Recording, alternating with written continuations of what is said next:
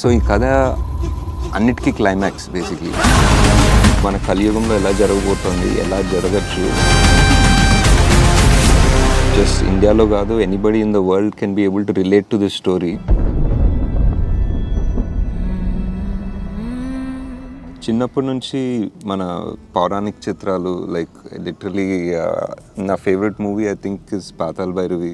దాని తర్వాత I think every movie that tried something different కదా. ఒక వెదర్ భైరవ దీపం అనుకోండి, ఆదిత్య 369, వెదర్ కొన్ని హాలీవుడ్ సినిమాలు, స్టార్ వార్స్ అలాంటివి చూసినప్పుడు కూడా ఇట్ వాజ్ లైక్ చాలా బాగున్నాయి సినిమాలు. బట్ ఇది మన స్టోరీలు కావా, లైక్ మనం ఎప్పుడు అన్ని వెస్ట్లోనే జరగాల, లైక్ అలా అనిపించేది.